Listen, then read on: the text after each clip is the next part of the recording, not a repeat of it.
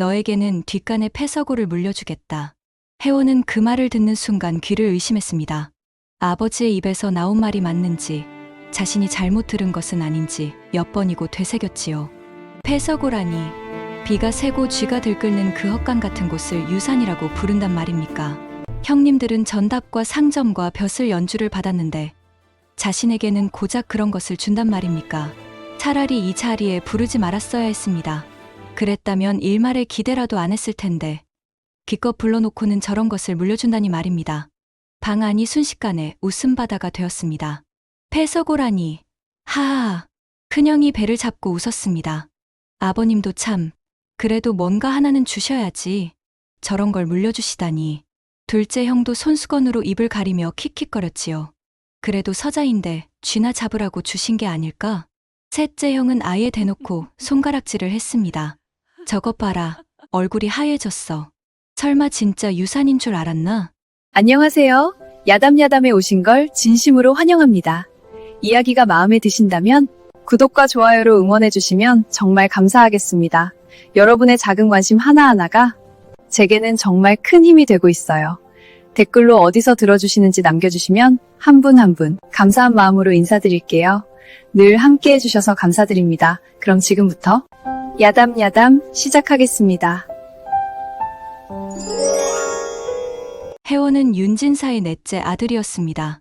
아니, 정확히 말하자면 넷째가 아니라 서자였지요. 정실마님이 낳은 새형님과는 달리 혜원은 집안 친모의 몸에서 태어났습니다. 그 친모마저 혜원을 낳고 석 달 만에 병으로 죽었으니 혜원은 태어날 때부터 천덕꾸러기였던 셈이지요. 혜원은 왜소한 체구의 말수가 적었습니다. 형님들이 활 쏘고 말 타며 뛰어놀 때 혜원은 구석에 앉아 책만 뒤적였지요.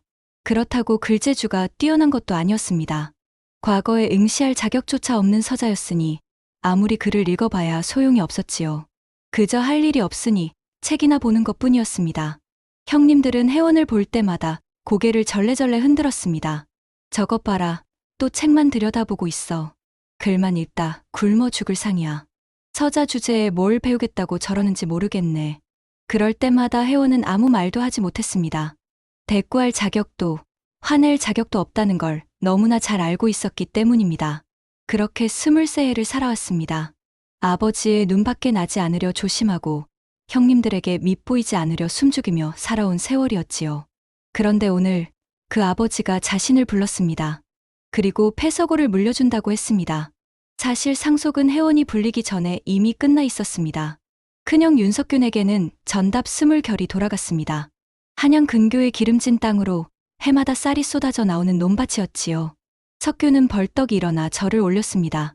아버님, 은혜 잊지 않겠습니다. 둘째 윤석현에게는 종로 시전에 포목상 하나가 주어졌습니다. 명주와 무명을 취급하는 큰 상점으로 한 해 수익만 해도 수백 냥이 넘는 곳이었지요. 석현도 기뻐하며 고개를 조아렸습니다. 아버님 덕에 편히 살 수 있겠습니다. 셋째 윤성민은 더 좋은 것을 받았습니다. 아버지의 친구였던 이조 판서와의 연줄이었지요. 내가 과거를 보거든 그분께 찾아가거라. 길을 열어주실 것이다. 성민은 얼굴이 환해져서 연신절을 했습니다. 아버님, 꼭 입신양명하겠습니다. 세 형제는 모두 큰 것을 받았습니다. 당장 써먹을 수 있는 재산이거나 앞날을 보장해 줄 줄이었지요. 그리고 마지막으로 혜원의 이름이 불렸습니다. 방 안의 모든 사람이 혜원을 바라보았습니다. 그 시선 속에는 기대가 아니라 호기심만이 가득했지요. 뒤뜰에 패서고를 물려주겠다. 아버지의 말이 끝나자마자 방 안이 웃음으로 들썩였습니다. 큰형 석균이 손뼉까지 치며 웃었습니다. 저거 참, 아버님도 참으셨네요. 서자라고 아무것도 안 주실 줄 알았는데 둘째 석현은 부채로 입을 가리며 낄낄댔습니다. 패서고라니, 그래도 뭔가 하나는 주셔야 하니까 억지로 찾으신 게 아닐까요? 셋째 성민은 대놓고 혜원을 가리키며 말했습니다. 야, 혜원아, 너 이제 쥐 잡는 게 직업이겠구나. 하하하, 친척들도 거들었습니다. 아이고, 저것 봐라. 얼굴이 새하얗게 질렸어. 서자 주제에 뭘 팔았을까? 받기만 해도 감지덕지해야지. 그래도 지붕이 있으니 비는 안 맞겠네. 하하하, 혜원은 입술을 깨물었습니다. 아무 말도 할 수 없었습니다. 반박할 자격도, 화낼 자격도 없었으니까요. 그저 고개를 숙인 채 주먹을 꽉 쥐었을 뿐입니다.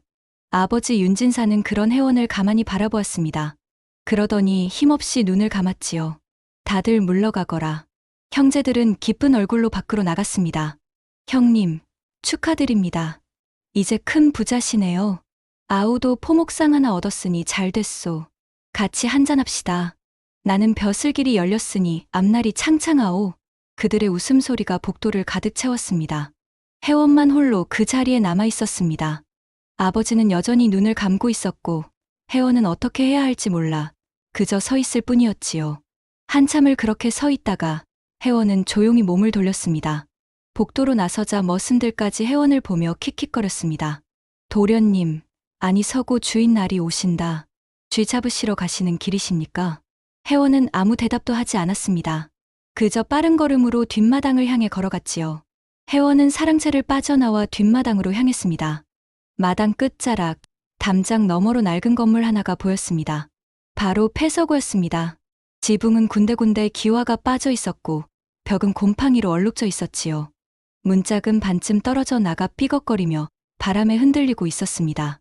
혜원은 그 앞에 멈춰 섰습니다. 이게 내가 받은 유산이란 말인가. 한숨이 절로 나왔습니다. 형님들은 전답과 상점과 벼슬 연주를 받았는데 자신은 고작 이런 것을 받았다니 말입니다. 그때 누군가 뒤에서 다가왔습니다. 혜원이 돌아보자 아버지의 시종이 서 있었습니다. 도련님, 무슨 일이오? 시종은 잠시 망설이다가 조심스럽게 입을 열었습니다.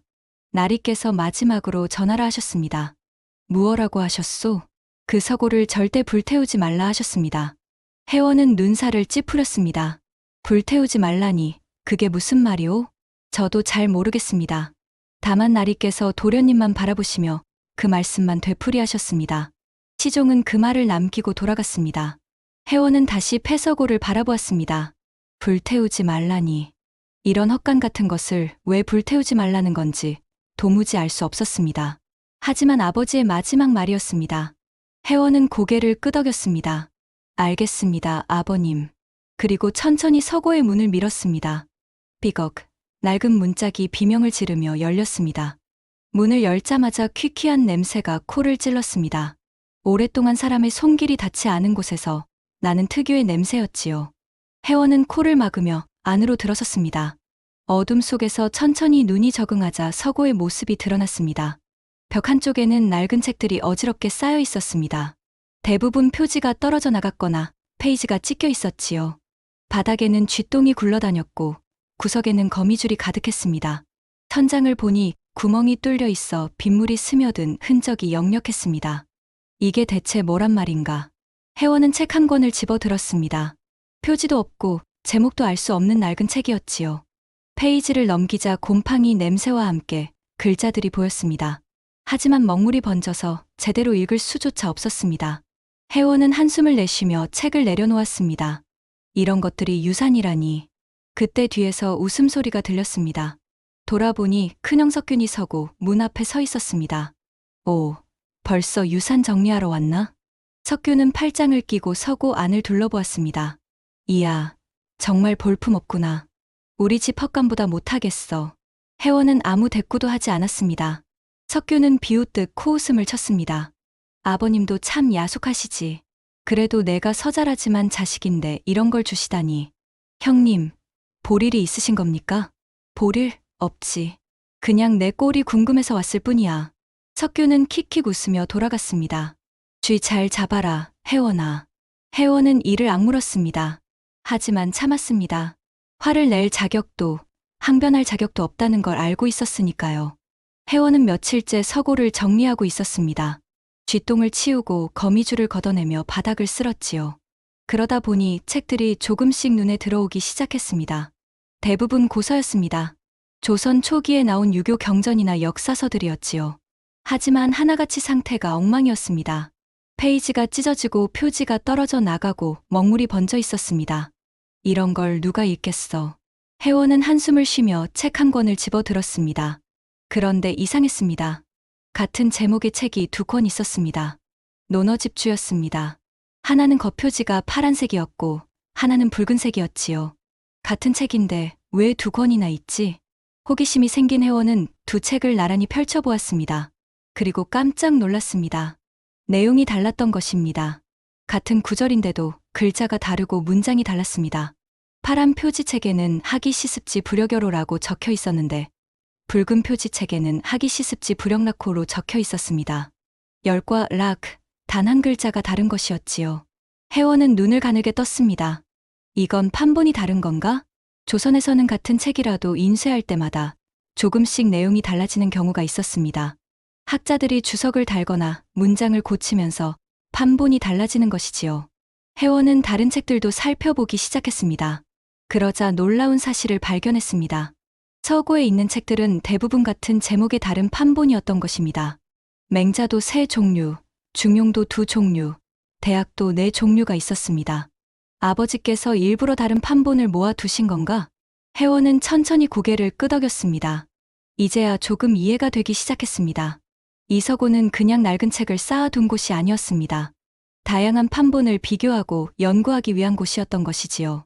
하지만 그게 무슨 소용이란 말입니까? 판본이 다르다 한들 이미 찢어지고 곰팡이 핀 책들을 누가 읽겠습니까? 혜원은 한숨을 쉬며 책을 내려놓았습니다. 혜원은 서고 청소를 계속했습니다. 바닥을 쓸다가 구석에 무언가 걸렸습니다. 나무 판자였습니다. 판자를 들어 올리자 그 아래 작은 공간이 드러났습니다. 이게 뭐지? 혜원은 조심스럽게 손을 넣었습니다. 그러자 낡은 보자기에 쌓인 무언가가 만져졌지요. 끄집어내어 보자기를 풀었습니다. 안에는 두꺼운 책 여러 권이 들어 있었습니다. 하지만 평범한 책이 아니었습니다. 표지에 붉은 글씨로 금서라고 적혀 있었던 것입니다. 금서. 조정에서 읽는 것을 금지한 책이라는 뜻이었습니다. 혜원의 손이 떨렸습니다. 이런 게 왜 여기 있는 거지? 금서를 소유하는 것만으로도 큰 죄가 되었습니다. 자칫하면 집안 전체가 영모죄로 몰릴 수도 있었지요. 혜원은 황급히 주변을 둘러보았습니다. 다행히 아무도 없었습니다. 그는 조심스럽게 책을 펼쳐보았습니다. 첫 페이지에는 이렇게 적혀 있었습니다. 정묘년 3월, 이조 판서 김상언의 상소문 원본. 혜원은 눈을 크게 떴습니다. 김상언. 조선 중기의 유명한 학자였습니다. 병자호란 때 청나라와의 화친을 반대했던 인물이지요. 그런데 이 상소문은 정사에 기록되지 않은 것이었습니다. 아버지께서 이런 걸 왜 숨겨두신 거지? 혜원은 다른 책들도 살펴보았습니다. 모두 조정의 비밀 문서나 금지된 상소문들이었습니다. 어떤 것은 왕의 밀지였고 어떤 것은 탄핵받은 대신의 변명서였지요. 이건 위험한 물건들이야. 혜원은 서둘러 책들을 다시 보자기에 싸서 바닥 밑에 숨겼습니다. 그리고 판자를 다시 덮었지요. 하지만 머릿속은 복잡했습니다. 아버지는 왜 이런 위험한 것들을 모아두었을까요? 그리고 왜 하필 자신에게 이 서고를 물려준 것일까요? 혜원은 밤새 잠을 이루지 못했습니다. 서고 바닥 밑의 금서들이 자꾸 떠올랐던 것입니다. 다음 날 아침, 혜원은 다시 서고로 갔습니다. 이번에는 판본이 다른 책들을 자세히 살펴보기로 했지요. 논어를 펼쳤습니다. 파란 표지 판본과 붉은 표지 판본을 나란히 놓고 비교했습니다. 하기 시습지 불여결호와 하기 시습지 불영락호. 열과 락, 단 한 글자의 차이였습니다. 하지만 의미는 완전히 달랐습니다. 열은 기쁘다는 뜻이고 락은 즐겁다는 뜻이었지요. 미묘하지만 중요한 차이였습니다. 혜원은 천천히 문장을 읽어 내려갔습니다. 그러다 문득 깨달았습니다. 열을 쓴 판본은 공자의 가르침을 기쁨으로 해석한 것이고 락을 쓴 판본은 즐거움으로 해석한 것이었습니다. 둘 다 맞는 말이었지만 강조하는 바가 달랐던 것이지요. 이건 단순한 오자가 아니야.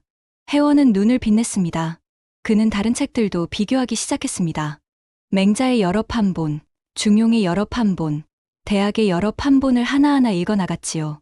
그러자 놀라운 사실을 발견했습니다. 같은 문장이라도 판본에 따라 해석이 달라졌고 어떤 판본을 쓰느냐에 따라 학문의 방향이 완전히 바뀌는 것이었습니다. 이건 그냥 책이 아니야. 이건 사상의 흐름을 보여주는 지도야. 혜원은 처음으로 가슴이 뛰었습니다. 그동안 자신은 책을 단순히 외우기만 했습니다. 스승이 가르쳐준 대로 달달 외우고 시험 때 써먹으려고만 했지요. 하지만 지금은 달랐습니다. 문장과 문장 사이의 미묘한 차이를 읽어내고 그 차이가 만들어내는 의미의 변화를 이해하게 된 것입니다. 혜원은 깨달았습니다. 자신의 재능은 책을 외우는 것이 아니었습니다. 문장의 숨은 맥을 읽어내는 것이었습니다. 그리고 아버지는 그것을 알고 있었던 것이지요. 한편 정실 소생 형제들은 유산을 받은 뒤 완전히 달라졌습니다.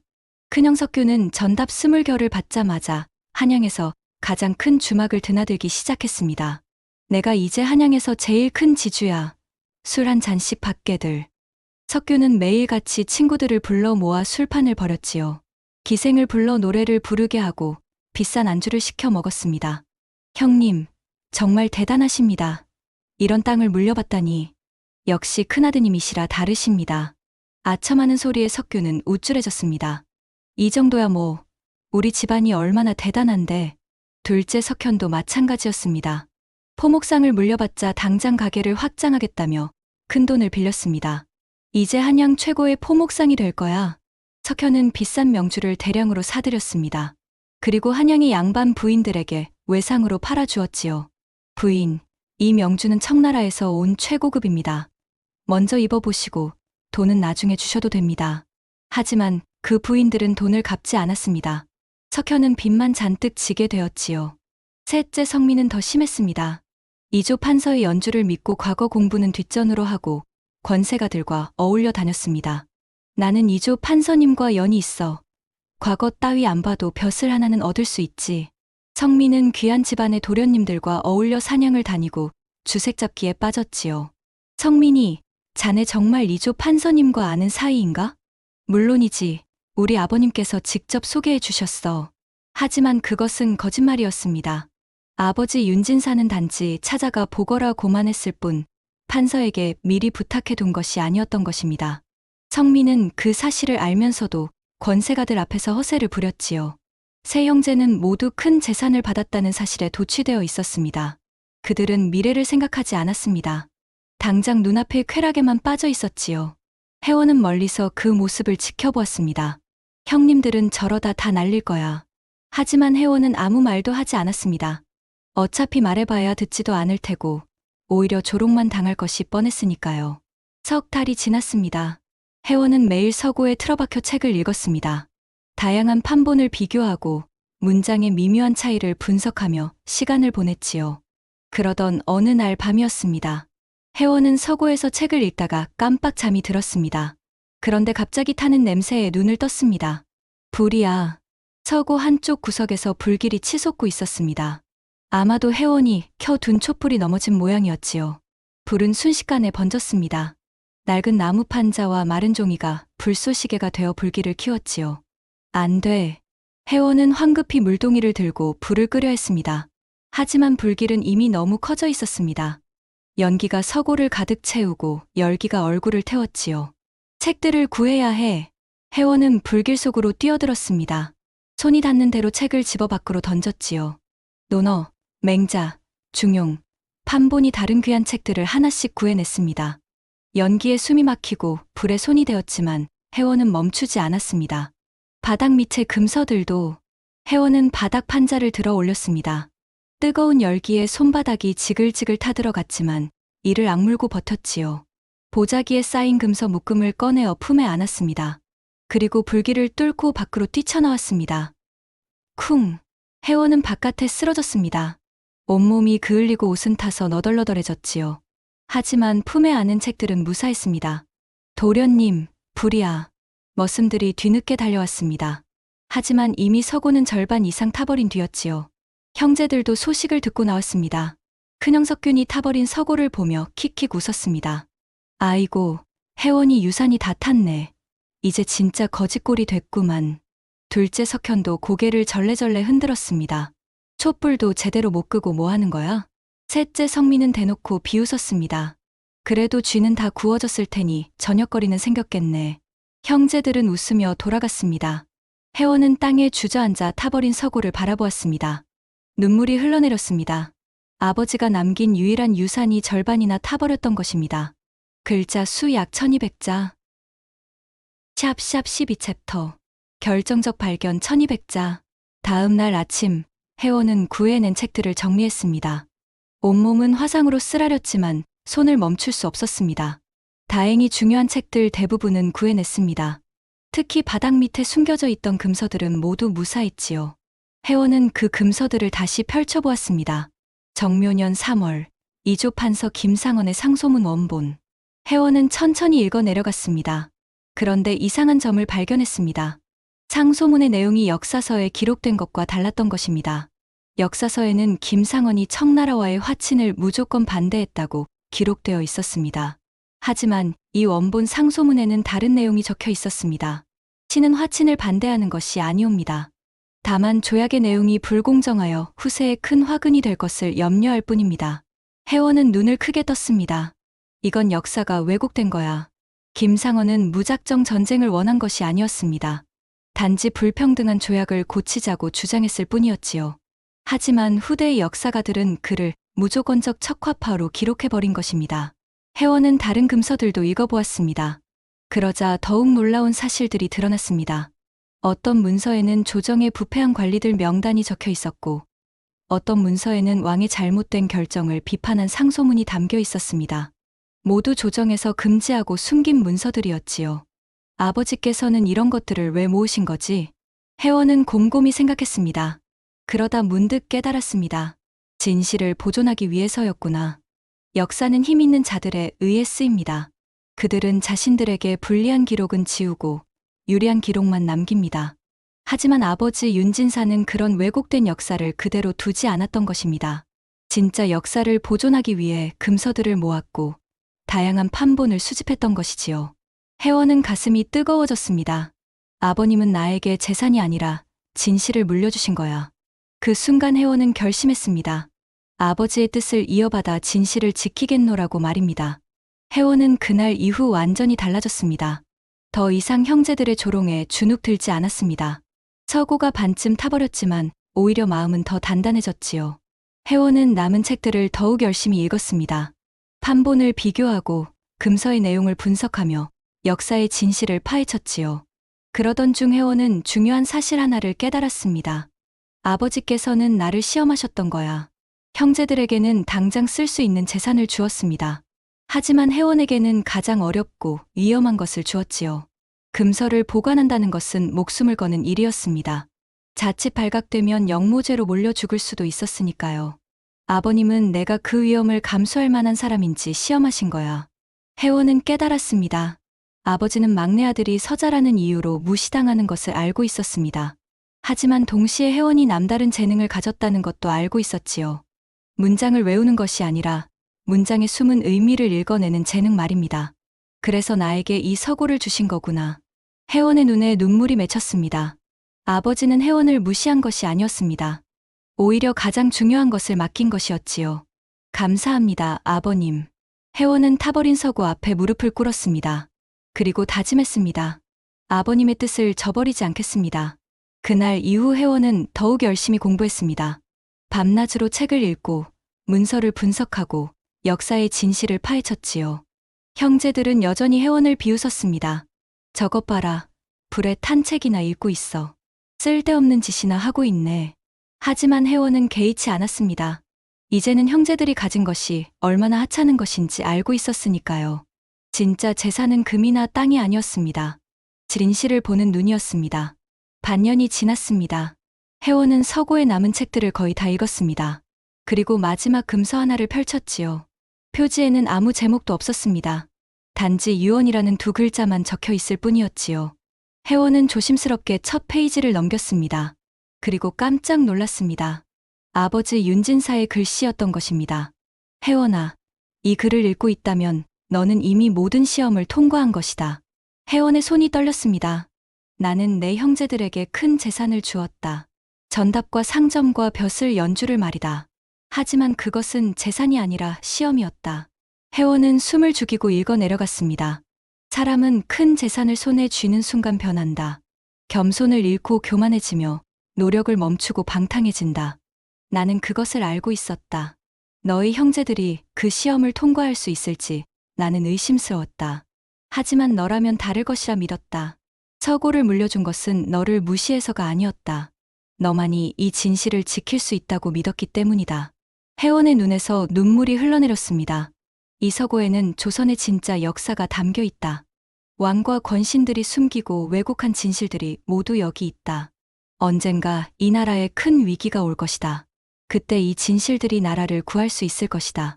혜원아, 부탁한다. 이 진실을 지켜다오. 그것이 너에게 주는 진짜 유산이다. 혜원은 책을 덮고 하늘을 올려다보았습니다. 아버님, 이제야 모든 것이 명확해졌습니다. 아버지는 일부러 형제들에게 큰 재산을 주었던 것입니다. 그들이 그 재산 앞에서 어떻게 변하는지 시험하기 위해서였지요. 그리고 혜원에게는 가장 중요한 것을 맡겼습니다. 나라를 살릴 수 있는 진실을 말입니다. 감사합니다, 아버님. 반드시 지키겠습니다. 혜원은 다짐했습니다. 그런데 그때였습니다. 집안에 큰 소동이 벌어졌습니다. 큰형 석균이 빚쟁이들에게 쫓기고 있었던 것입니다. 윤석균, 돈 내놔. 술값 1000냥 당장 갚아. 석균은 전답에서 나오는 수익을 모두 술과 도박에 탕진해 버렸습니다. 이제는 빚쟁이들이 집까지 찾아온 것이지요. 둘째 석현도 마찬가지였습니다. 포목상이 파산했던 것입니다. 명주를 외상으로 팔았다가 돈을 하나도 받지 못했어. 이제 어떡하지? 빚이 산더미야. 석현은 울며 불며 집안을 돌아다녔지요. 셋째 성민은 더 큰 화를 불렀습니다. 이조 판서를 찾아갔다가 쫓겨난 것입니다. 누구신지 모르겠는데 윤진사. 그런 사람 모릅니다. 판서는 성민을 알아보지도 못했습니다. 성민이 권세가들에게 허세를 부린 것이 들통났고 그들은 성민을 사기꾼 취급하며 관가에 고발했지요.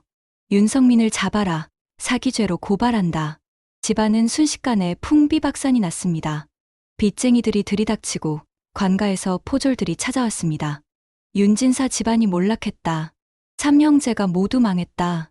소문은 순식간에 한양에 퍼졌습니다. 그런데 더 큰 문제가 생겼습니다. 성민이 관가에 끌려가면서 입에 발린 소리를 한 것입니다. 우리 집안에는 비밀이 있어. 금서가 숨겨져 있다고. 성민은 목숨을 구하기 위해 혜원의 서고를 팔아넘긴 것이지요. 금서라고? 영모를 꾸민다는 말인가? 당장 수색하라. 관가에서는 즉시 혜원의 서고를 수색하기로 했습니다. 혜원은 청천벽력 같은 소식을 들었습니다. 금서를 찾으면 나는 영모죄로 죽는다. 혜원은 황급히 서고로 달려갔습니다. 하지만 이미 포졸들이 서고를 포위하고 있었지요. 윤혜원, 나와라.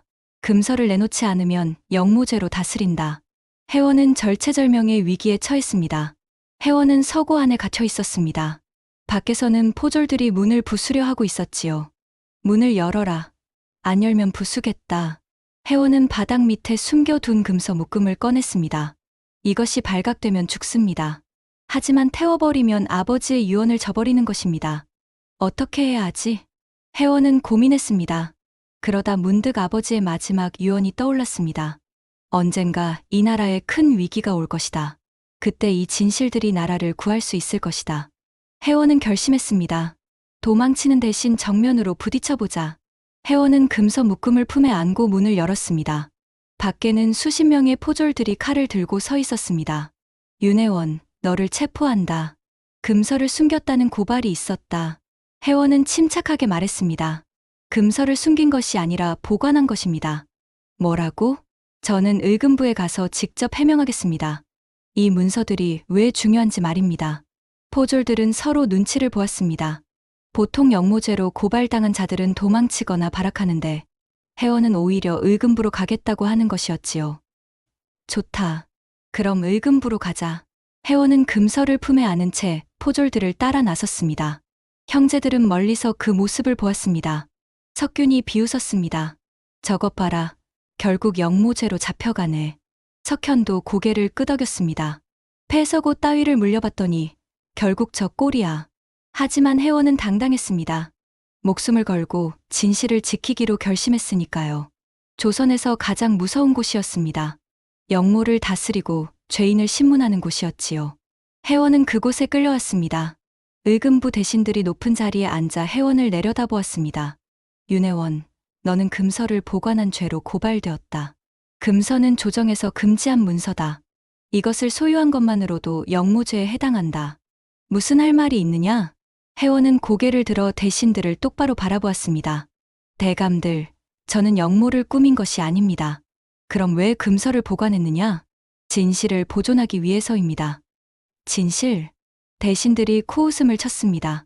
금서는 영모를 꾸미기 위한 것이지 진실과는 무관하다. 혜원은 품에서 금서 묶음을 꺼냈습니다. 그렇다면 이것을 보십시오. 혜원은 첫 번째 문서를 펼쳤습니다. 정묘년 3월, 이조 판서 김상원의 상소문 원본입니다. 그게 어쨌다는 것이냐? 역사서에는 김상원이 무조건 전쟁을 원했다고 기록되어 있습니다. 하지만 이 원본을 보면 그가 원한 것은 전쟁이 아니라 공정한 조약이었습니다. 대신들은 서로 눈치를 보았습니다. 그것이 무슨 상관인가? 역사가 왜곡되었다는 뜻입니다. 혜원은 두 번째 문서를 펼쳤습니다. 병자년 10월, 청나라와의 조약문 원본입니다. 현재 역사서에 기록된 조약문과 내용이 다릅니다. 무슨 소리냐?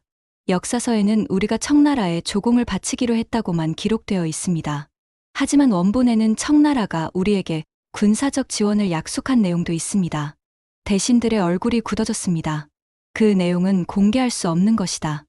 왜 공개할 수 없습니까? 청나라가 약속을 지키지 않았기 때문입니까? 혜원의 날카로운 질문에 대신들은 말문이 막혔습니다. 혜원은 세 번째 문서를 펼쳤습니다. 숙종 20년, 기사왕국 당시의 비밀 상소문입니다. 서인과 남인이 서로를 역모로 고발했지만 실제로는 둘 다 역모와 무관했습니다. 그만, 의금부 대신 한 명이 소리쳤습니다. 그것은 국가 기밀이다. 함부로 공개할 수 없다. 혜원은 당당하게 말했습니다. 국가 기밀이라는 이유로 진실을 숨기는 것은 옳지 않습니다. 내 놈이 감히, 저는 역모를 꾸민 것이 아닙니다. 단지 진실을 보존했을 뿐입니다. 혜원은 마지막 문서를 펼쳤습니다. 그리고 이것은 선대왕께서 직접 쓰신 밀지입니다. 여기에는 이렇게 적혀 있습니다. 혜원은 또박또박 읽었습니다. 역사는 힘 있는 자들이 쓴다. 하지만 진실은 반드시 보존되어야 한다. 후세가 진실을 알지 못하면 같은 잘못을 되풀이할 것이다. 대신들은 숨을 죽였습니다. 선대왕이 밀지였습니다. 함부로 다룰 수 없는 문서였지요. 혜원은 계속했습니다. 선대왕께서는 이미 알고 계셨습니다. 역사가 왜곡될 것이라는 사실을 말입니다. 그래서 진실을 보존하라고 명하셨습니다. 저희 아버지 윤진사는 그 명을 받들어 이 문서들을 모았습니다. 그리고 저는 아버지의 유언에 따라 이것들을 지켜왔습니다. 의금부 대신들은 아무 말도 하지 못했습니다. 혜원의 논리는 완벽했습니다. 무력도 권력도 없었지만 문장과 논리로 대신들을 압도한 것입니다. 한참을 침묵하던 수석 대신이 입을 열었습니다. 윤혜원, 내가 가진 문서들은 확실히 중요한 것들이다. 하지만 이것들을 공개할 수는 없다. 왜 공개할 수 없습니까? 조정의 권위가 실추될 것이기 때문이다. 혜원은 고개를 저었습니다. 조정의 권위는 진실 위에 세워져야 합니다. 거짓 위에 세워진 권위는 언젠가 무너집니다. 대신들은 할 말을 잃었습니다. 그때였습니다. 의금부 문이 열리며 한 노인이 들어왔습니다. 백발의 긴 수염을 기른 노인이었지요. 대신들이 모두 벌떡 일어났습니다. 영의정 대감, 영의정, 조선 최고의 관직이었습니다. 그 노인은 바로 조정을 이끄는 수장이었던 것이지요. 영의정은 천천히 혜원에게 다가왔습니다. 내가 윤진사의 아들 혜원이냐? 그렇습니다. 영의정은 혜원을 한참 바라보았습니다. 그러더니 빙그레 웃었지요. 내 아버지를 아느냐? 예, 제 아버지입니다. 아니다. 내 아버지가 누구였는지 진짜로 아느냐는 말이다. 혜원은 고개를 갸웃했습니다. 영의정은 품에서 오래된 서찰 하나를 꺼냈습니다. 이것은 30년 전 선대왕께서 나에게 내리신 밀명이다. 밀명이라니요? 진실을 보존할 사람을 찾아라. 그리고 그에게 모든 것을 맡겨라. 혜원은 눈을 크게 떴습니다. 나는 한양의 수많은 선비들을 만났다. 그 중에서 가장 적합한 사람을 찾았다. 그 사람이 바로 내 아버지 윤진사였다. 혜원은 숨을 멈췄습니다. 윤진사는 평범한 부자가 아니었다. 그는 선대 왕의 비밀명을 받든 사람이었지. 그래서 금서를 모으고 다양한 판본을 수집했다. 진실을 보존하기 위해서였다. 혜원은 비로소 깨달았습니다. 아버지가 왜 그토록 많은 금서를 보관했는지, 왜 패서고를 물려주었는지 말입니다. 그리고 내 아버지는 죽기 전에 나를 찾아왔다. 무엇이라 하셨습니까? 제 아들 혜원을 지켜주십시오. 그 아이만이 진실을 이어갈 수 있습니다. 영의정은 혜원의 어깨에 손을 올렸습니다. 나는 내가 시험을 통과할 수 있을지 지켜보았다. 시험이라니요? 패서고를 물려받고도 포기하지 않는지, 금서를 발견하고도 도망치지 않는지, 불이 나도 책을 지키는지 말이다. 혜원은 깨달았습니다. 모든 것이 시험이었던 것입니다. 형제들이 조롱하는 것도, 서고에 불이 나는 것도, 영모죄로 고발당하는 것도 말이지요. 너는 모든 시험을 통과했다. 영의정은 의금부 대신들을 돌아보았습니다. 윤혜원은 무죄다. 그는 영모를 꾸민 것이 아니라 왕명을 받들어 진실을 보존했다. 대신들은 고개를 숙였습니다. 그리고 오늘부터 윤혜원을 사관청의 실록 정리 책임자로 임명한다. 실록 정리 책임자라니. 의금부 대신들이 놀랐습니다. 사관청은 조선의 역사를 기록하는 곳이었고 실록 정리 책임자는 그 중심에 서는 자리였습니다. 서울 출신이 그런 자리에 오를 수 있습니까? 영의정은 단호하게 말했습니다. 신분이 중요한 것이 아니다. 진실을 지킬 수 있는 사람이 중요하다. 윤혜원은 그것을 증명했다. 혜원은 눈물을 흘렸습니다. 감사합니다, 대감. 고마워하지 마라. 이것은 내가 스스로 얻은 자리다. 한편 윤씨 집안의 세 형제는 파멸했습니다. 큰형 석규는 빚을 갚지 못해 전답을 모두 빼앗겼습니다. 이럴 수가. 내 땅을 내놓으라니. 빚쟁이들은 가차 없었습니다. 술값 도박빚 다 합쳐 2,000냥이다. 당장 내놔. 석규는 결국 전답 20결을 모두 넘겨야 했습니다. 아버지가 물려준 유산이 석 달 만에 사라진 것이지요. 이게 다 술 때문이야. 내가 왜 그랬을까? 석규는 빈손이 되어 거리를 헤맸습니다. 둘째 석현도 마찬가지였습니다. 포목상이 완전히 파산했고 빚만 남았지요. 영주를 외상으로 팔았다가 이 꼴이 났어. 돈을 갚으라고. 안 갚으면 감옥행이다. 석현은 울며 도망쳤지만 결국 포졸들에게 잡혔습니다. 윤석현, 너는 사기죄로 체포한다. 석현은 감옥에 갇혔고 남은 재산마저 빚 갚는 데 써야 했습니다. 셋째 성민은 더 비참했습니다. 권세가들에게 허세를 부린 것이 들통나자 그들은 성민을 사기꾼으로 몰아 관가에 고발했습니다. 윤성민은 거짓으로 사람을 속인 죄인이다. 벼슬도 없는 주제에 이조 판서와 친하다고 거짓말을 했다. 성민은 곤장을 맞고 귀양을 갔습니다. 이럴 줄 알았으면 공부나 열심히 할 걸. 하지만 이미 늦었습니다. 세 형제는 모두 아버지가 물려준 재산을 탕진했고 결국 빈털터리가 되었지요. 사람들은 그들을 비웃었습니다. 윤진사의 아들들이 모두 망했다더라. 큰 재산을 물려받고도 저 꼴이라니. 역시 재산이 있어도 사람이 안 되면 소용없어.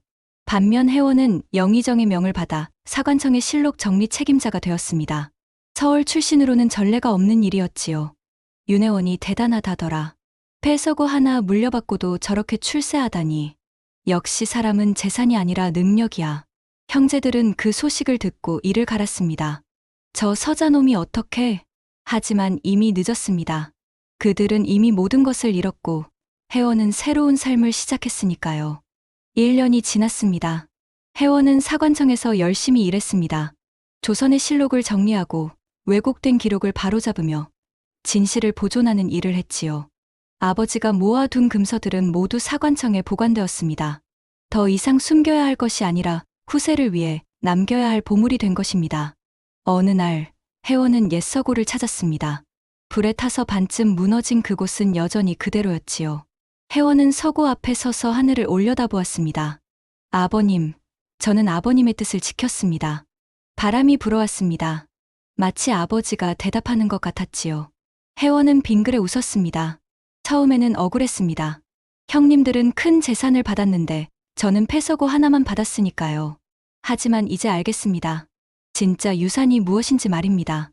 혜원은 서고의 낡은 문짝을 쓰다듬었습니다. 재산은 쓰면 없어지지만 지식은 쓸수록 늘어납니다.